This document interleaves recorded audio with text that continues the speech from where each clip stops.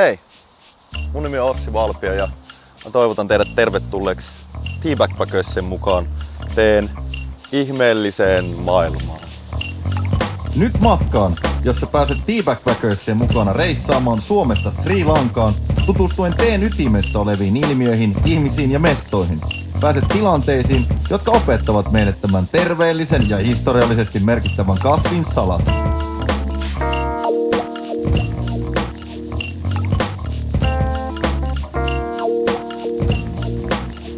Hei ihminen, katselija, missä ikinä oletkaan mobiilisti tai vähemmän mobiilisti, olet tervetullut T-Backpackersin matkaan länsirannikolle Suomen Turkuun. Täällä ollaan tapaamassa upeaa naista, ihmistä, joka on tehnyt teen eteen enemmän kuin yksi ihminen voisi kuvitellakaan tekevän.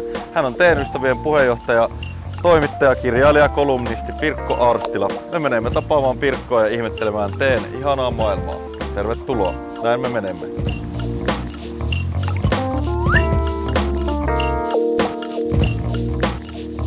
No niin, hyvät katselijat, tervetuloa Pinellaan Turkuun. Me ollaan upeassa naisseurassa, niin kuin meille herrasmiehille joskus suodaan.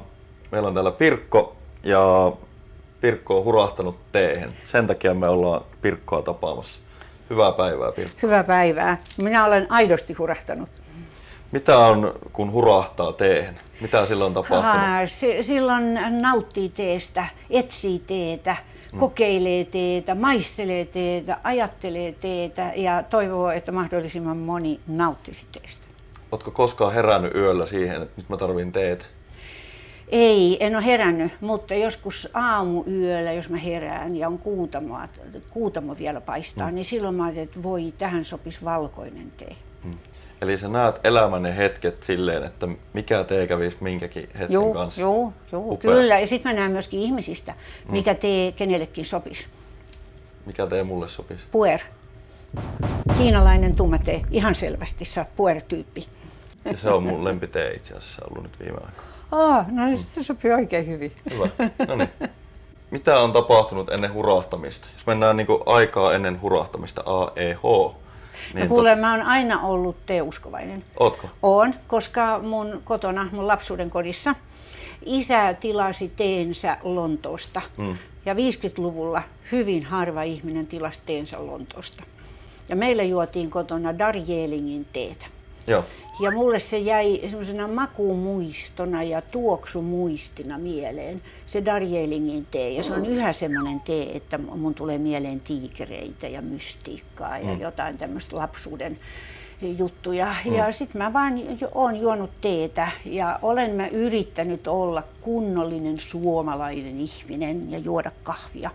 Varsinkin uutisvuosina, kun toimittajat elää tupakalla, suklaalla ja kahvilla, niin ei musta tullut kyllä siinä mielessä toimittajaa. Se kahvi ja minä, me ei sovita yhteen, että sitä varten mä arvostan teetä, koska se on niinku se minun juomani.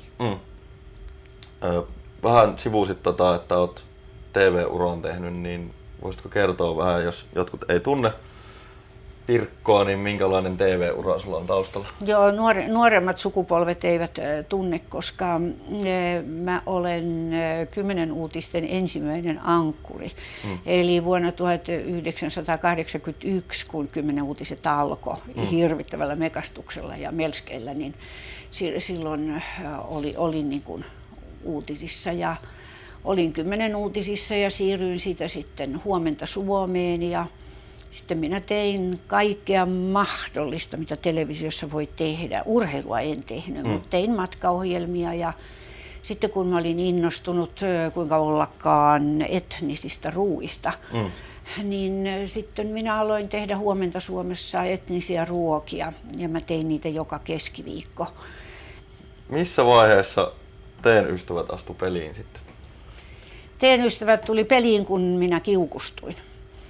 Minä olin hienoilla kutsuilla, hienossa ravintolassa, valkoiset pöytäliinat ja kastikkeet ja viinit sovitettu yhteen ja muuta.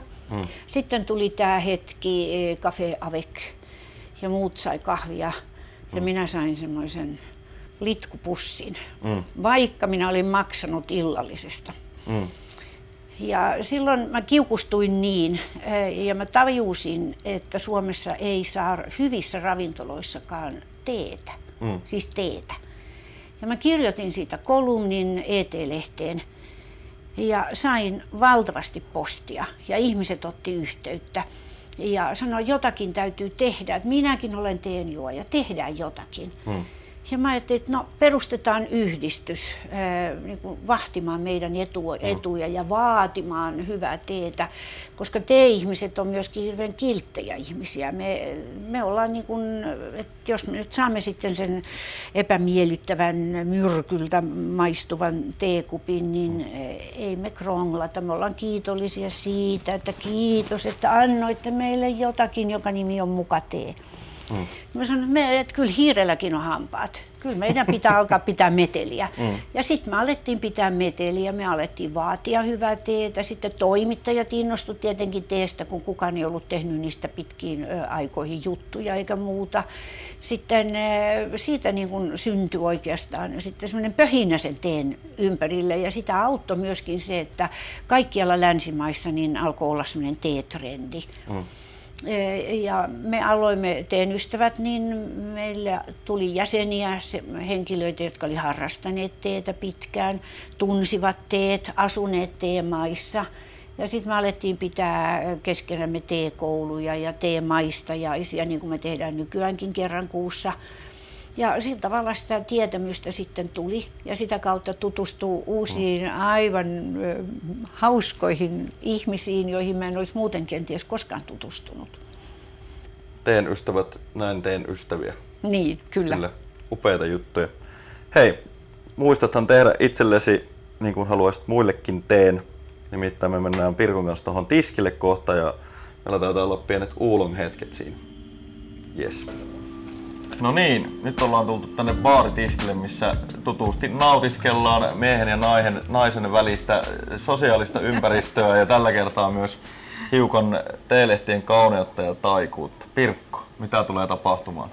No, otin mukaani lempiteekuppini. Minä kuulun tähän länsirannikon laakeakuppiheimoon, koska Itä-Suomessa on korkea teelasiheimo. Ja tässä näkyy teen kauneus mun mielestäni niin hyvin. Ja tällä kertaa niin olen valinnut tänne Oolong-lehtiä, jotka näyttää tämmöisiltä rusiinan näköisiltä lehdiltä. Ja niistä, kun ne hautuu, niin niistä tulee semmoisia isoja lehtiä, niin kuin, vähän niin kuin haavanlehtiä tai koivulehtiä tai jotain sellaista. No, pane nyt sinne vettä. Minäpä lirautan. Pane lirauta sinne vettä. Sano sitten kun...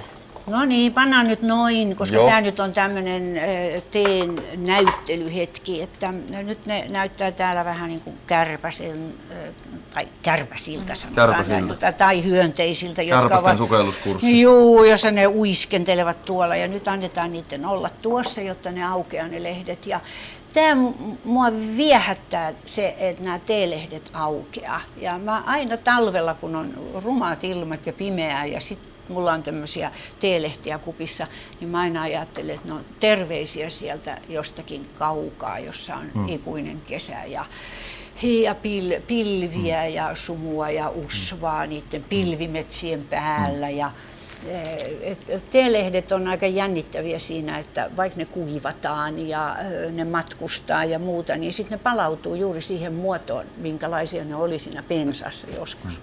Se on kuin rypistynyt kirje, joka aukeaa. Joo, tämä on nyt todella, siis ne on kauhean ryppysiä ja ne aukeaa hitaasti, mutta teehen kuuluu juuri tämä odottelu ja sitä varten tee kenties on juuri niin rauhoittavaa, että kun sun on pakko tuijottaa sinne, kato koko aika näin.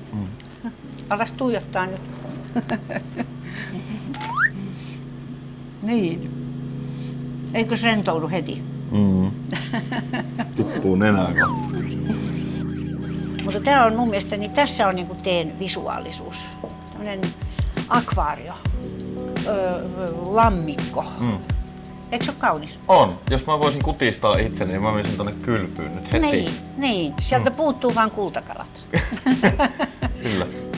Hei, sä oot teen ystävä ja ilmeisen perehtynyt myös teen muihin asioihinkin kuin visuaalisuuteen. Mä katsoin parhaaksi, että me voitaisiin vaikka esitellä tätä kirjaa vähän. Teen ystävien kirja. Sä oot tähän kerännyt paljon tarinoita ja asioita ja faktaa. Muun muassa teen terveysvaikutuksista. Miten sä itse koet teen terveysvaikutukset? Mitkä jutut on sulle sellaisia tärkeitä? No mulle on kyllä tärkeää se, sanotaan puhtaasti virkistyminen. Toinen on se, että tee hoitaa mieltä, se hoitaa ihmisen ajatuksia, koska tee tuottaa mielihyvää. Mutta teellähän on todistetusti tosi paljon terveysvaikutuksia, koska siinä on vitamiineja, siinä on antioksidantteja ja jos tee on tuoretta, niin siinä myös ne vitamiinit säilyvät. Mutta se, mikä teessä on mielenkiintoista, on se, että jos verrataan nyt kahvia ja teetä, ja tämä on asia, jonka mä halusin tuoda esille myöskin tässä kirjassani, on se, että kahvi ja tee on kaksi täysin eri persoonaa. Kahvipersoona on omistava, intohimoinen ja haluaisin kokonaan. Ja se myöskin panee päivään vauhtia, koska kahvissa on kofeiinia. Teessä on yhtä paljon kofeiinia useimmissa laaduissa kuin kahvissa, mutta sen lisäksi siinä on myöskin L-teaniini-niminen aminohappo. Ja se L-teaniini-aminohappo, se on sen teen terveys ja se on sen sielu. Ja se löydettiin 1994 vasta, että kun alettiin tutkia, että mikä on tämän teen salaisuus, koska se sekä virkistää että rauhoittaa, miten se on niin kuin mahdollista. Ja ero kahvin ja teen välillä on se, että jos juot aamukahvin, niin sä oot niin kuin auto, joka haluat bensaa, joka kaadat itseäsi bensaa ja sit sydän sanoo bum bum ja sit se lähtee kauheata vauhtia. Kyllä. Ja sit kun se bensa loppuu, niin sä tarvitset lisää bensaa, lisää kahvia. Mutta teessä niin se on yhtä paljon kofeiinia, mutta se L-teaniini hidastaa sen kofeiinin imeytymistä, jolloin ei tule sitä bum bum, vaan se vaikutus tulee hitaammin. Tuleeko bum? Jos tulee tällä tavalla. Ja se kestää pidempään. Ja silloin, jos sä olet sekakäyttäjä, että sä käytät sekä kahvia että teetä, niin näitä yhdistämällä sä voit saada itsesi pysymään virkkuna ja keskittyneenä vaikka kuinka pitkän aikaa, jos sä annat niiden vuorotella. Ja jos sä juot vain teetä, niin juo koko päivä, niin koko päivän virkeystaso on taattu. Et mä kyllä säälin aina kaikkia, jotka juo näitä Red Bulleja ja mitä liian. No mitä ne tommosia joi, kun teestä voisi löytyä ihan sama virkistys, mutta ilman haittavaikutuksia, mutta ei kenties niin aggressiivisena. Pirkko, sun seurassa on mahtava olla ja muutenkin ihmiset, jotka ajattelee ja elää teetä erittäin suurella intohimolla. Miten me saataisiin enemmän ihmisiä teen ystävien pariin? Kertomalla teestä ja tarjoamalla heille hyvää teetä. Eikä niinku niitä myrkkyitkuja, joka on sitä niin, että panee kiehuvaa vettä vihreiden lehtien päälle, niin se ihminen ei kyllä koskaan sen jälkeen juo vihreätä teetä. Et se on semmoinen, miten mä sanoisin, makukasvatuskysymys myöskin. Ja kieltämättä teessä on töitä, siis että oppii tuntemaan ne lämpötilat. Ja kahvi on helpompi koneellistaa, se on niin kuin näitä kahvikoneita ja muita, mutta tee on paljon vaikeampi koneellistaa niin, että sitä voisi saada kahviloissa. Siihen liittyy aina se käsityö, joka tekee teistä juuri ainutkertaista ja ihanaa. Mutta se vaatii semmoista vähän paneutumista.